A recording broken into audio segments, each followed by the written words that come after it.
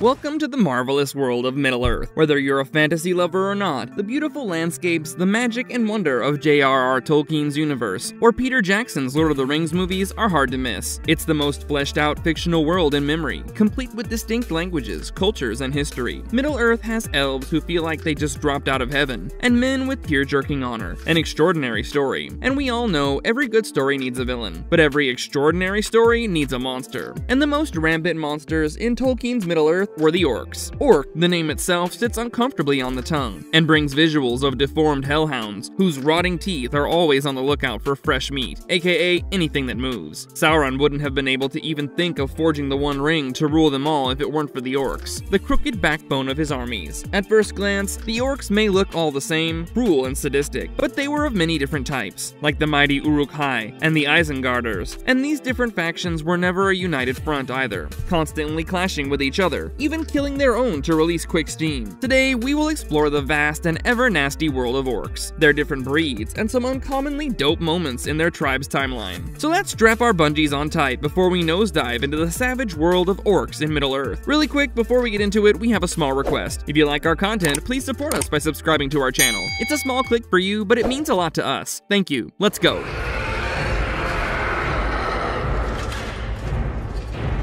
Orcs, the species origin. The origin of orcs is never definitively laid down in Tolkien's works. Where they came from or how they were made keeps changing from one account to another, and orc origins are always a debate among fans. But so far, there is agreement about one thing. It all started with the designs of the first Dark Lord, Morgoth. Here's a quick heads up about Morgoth. He was still called Melkor at this time, but to avoid any confusion through the video, we will refer to him as Morgoth, as they are both names of the same spirit. So, while the good guys under the Valar were waiting for the elves to come around on Earth, they were in the faraway lands of Aman and didn't realize that the elves had already woke on the planet. Morgoth became aware of their existence first. He tried to corrupt their minds and also captured some. The elves who he took were caged and tortured. With ongoing cruelty and dark arts, they were gradually ruined and distorted into orcs. Morgoth's reason for making them was simple. He was jealous of the elves and wanted a mindless force to back up his evil plans. So he bred the hideous race of the orcs, mocking the elves' purity. J.R.R. Tolkien describes them as a breed reared by Melkor to live in the underground heat and slime, in hiding, without many hopes or dreams, aside from the lust of feeding and hatred for every other race who lives under the sun, especially men and elves. But later on, many different breeds of orcs emerged. Let us explore the main ones we've seen on screen, or read about in Tolkien's books.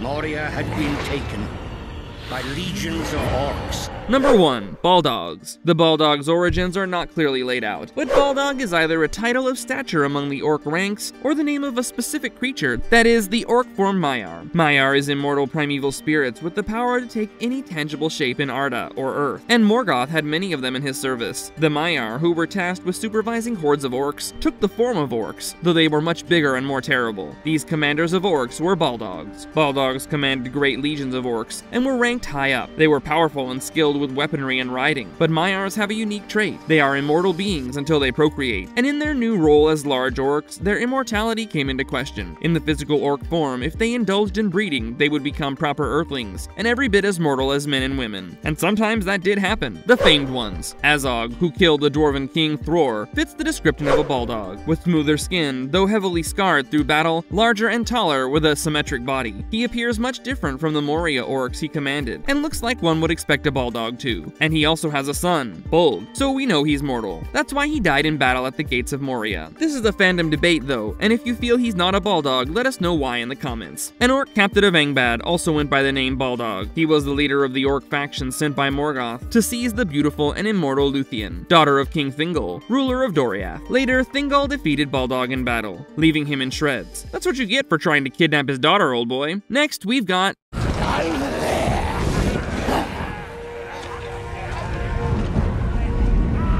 Number 2. Eastern Orcs. Eastern Orcs lived in the far eastern regions of Middle-earth. After the Battle of the Powers, where Morgoth was taken prisoner by the Valar, these orcs escaped Morgoth's Utumno fortress unharmed and lived on. The Eastern Orcs were much stronger than the Northern Mountain variety, but just as shabby and unruly. But their master, Morgoth, remained captive for a long time, 3 ages to be exact, and without him, they were an obscene lot, hunting men, vandalizing, and infighting at the drop of a hat. In time, they got quite comfortable living so far off. In fact, they didn't even answer Morgoth Morgoth's summons, as they were happily ruling small tribes of people in the remote east. They took on superficial mannish cults and came to worship their deities. It's most likely they spoke Westron, or in the common tongue, and even when Morgoth was ultimately defeated in the War of Wrath, the Eastern Orcs thrived on an alliance with Sauron. The Eastern Orcs walked into the age of Sauron in great numbers, and as messy and crude a community as they had always been. When Sauron started rising and extended them a hand for alliance, they did not quickly take it. The cheeky mutts mocked him for the fair skin he had donned to deceive the elves. Sauron's control over the eastern and southern lands was a tad sketchy because of this discord. Eventually, the Eastern Orcs did unite under Sauron for their shared hatred for men and elves and the benefit of being in the corner of the greatest master of the world, bringer of endless night, and all the other cool titles that were floating around for Sauron in the Second Age. The Eastern Orc divisions include the Steppe Orcs from Central Middle-earth, Wind Orcs, Araki and Kanu of Womoas Drus, and some run-of-the-mill Forest Orcs, Deep Orcs, Gongs, Desert and Swamp Orcs, as well as Jungle Orcs. Okay, let's move on to our next dreadful contenders.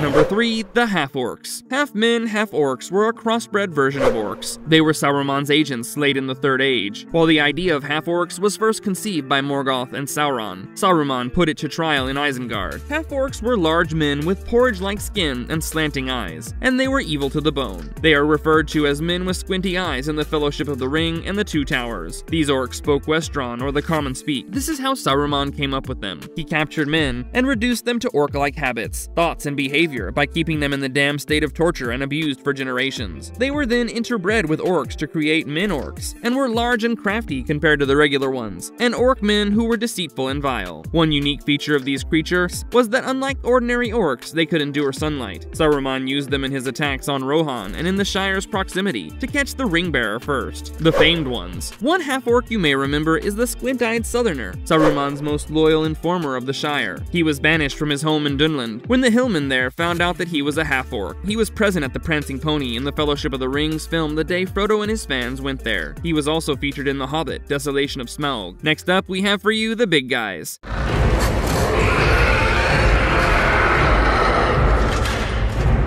Number 4, Uruk-hai. The Uruk-hai, with the most menacing appearance of all, were the strongest of orcs, who also had slanting eyes and were much taller than the standard breed. Their origins are unclear, with some pointing to a crossbred origin, but in the Fellowship of the Rings, we see them nurtured inside a muddy membrane, and then they break out of it once they're ready to serve Saruman. In this film, Saruman believed these warrior orcs were his creation, but in the book The Lord of the Rings, Weapons and Warfare, it was clarified that Saruman was merely recreating what had already been done by Sauron. Sauron's Uruks, which is the black speech word for orc, or the Black Uruks of Mordor, are seen in Return of the King with much coarser looks, though just as broad and robust as the Uruk-hais, and both kind are impervious to the effects of the sun. Their weapons differed from those of other orcs too. They carried with them broad-bladed swords, yew-wooded bows, great broad shields, and jagged knives. They appeared to be smarter and resiliently followed orders from Isengard. The Uruk-hai spoke Saruman's black speech better than most, but they also conversed in Westron. They used the symbol of the White Hand of Isengard on their shields. Uruk-hai were ruthless soldiers. Their skills spanned swords, crossbows, and scouting, the famed ones. Some dishonorable mentions. The Berserkers were the most feared type of Uruk-hai, standing close to 6 feet in height and weighing 300 pounds. Before going into the battle for Helm's Deep, they were fitted with a helmet soaked in their enemy's blood to awaken their bloodlust, after which they went in with a feverish vengeance with no fear of pain. Lurtz. In the Peter Jackson Fellowship film, Lurtz is the name of the first Uruk-hai created by Saruman. He was so brutal from the first breath that he killed the orc who had helped birth him. He was Saruman's scout who tracked the Fellowship down and killed Boromir in a brave showdown by the latter. Thereafter, a messy duel with Aragorn ensued, in which Aragorn beheaded Lurtz. Ugluk and Lugdush were the Uruks who captured Merry and Pippin after an attack on the Fellowship and kept them from getting eaten up by their lesser orc company. Let's move on to the broader company of Uruk-hai.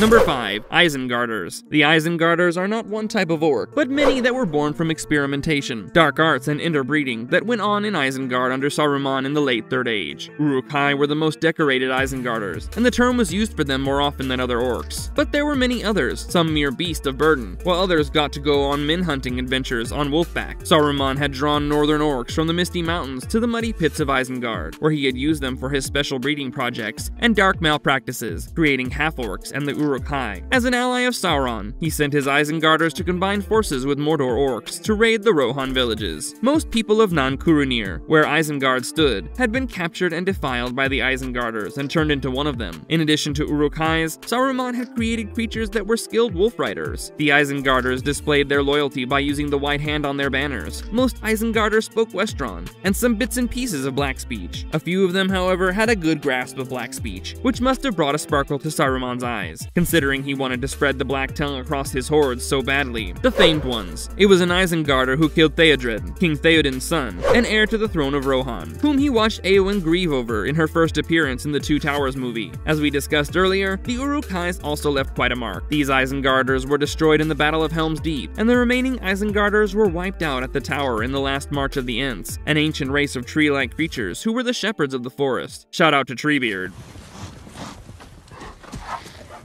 You're late.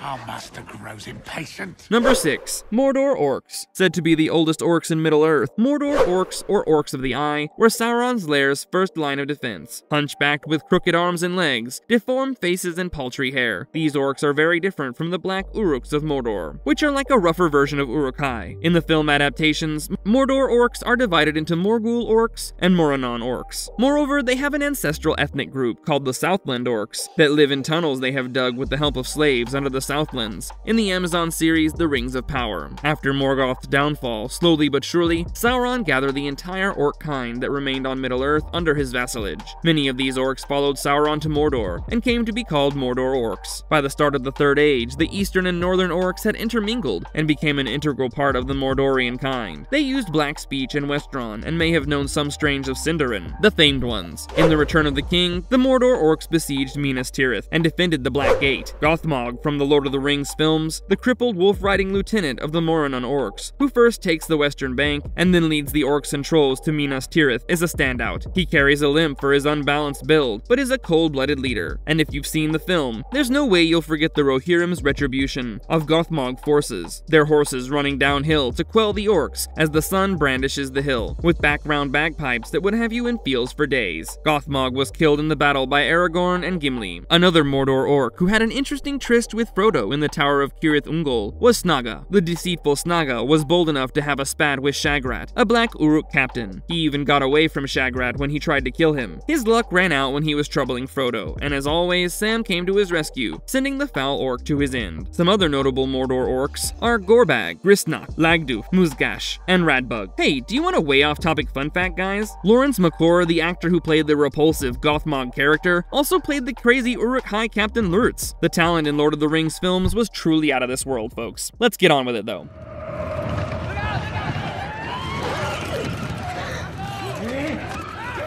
Number 7. Mountain Orcs. The Northerners, Northern Orcs, or the Misty Mountain Orcs were all names for mountain orcs that lived in the caves of the Misty Mountains, such as the Mines of Moria in the Lord of the Rings films, the Mountains of Angmar, and the Grey and White Mountains. Tolkien usually used the word goblin about these smaller orcs. They speak Westron, the common tongue, with some specks of the Black speech and Sindarin. The Northern Orcs were among those who had evaded the Valar after Morgoth was defeated and chained in the aftermath of the Battle of Powers. As these orcs fled eastward, some encroached upon the land of dwarves and the men of the north. They were fended off, but a few took refuge in the deep, dark, ancient caves built by the dwarves. There, they settled in secret and multiplied in numbers. After Morgoth's defeat in the War of Wrath, Sauron brought the mountain orcs into his service under the command of the orc chief from Barad-dûr, Sauron's fortress with the blazing eye. By the Third Age, these orcs had made their capital at Gundabad. Around this time, there was a lot of conflict between the mountain orcs, who had come under the rule of Azog and the dwarves. You see, Azog killed the dwarf king Thror, which ultimately led to a war between the orcs and the dwarves. The mountain orcs got destroyed in this war. After the dragon Smaug was felled, the mountain orcs came under the rule of Bolg, but they were again taken down hard in the Battle of Five Armies. Later, Sauron recruited some northern orcs for his crazy Isengard ventures, and they became Isengarders. The mountain orcs division included Gate Guards, Moria orcs, and the Snaga, not to be confused with the namesake Mordor orc. Snaga was a term used for slaves, and the Snaga orcs were literally the lowest orc breed out there.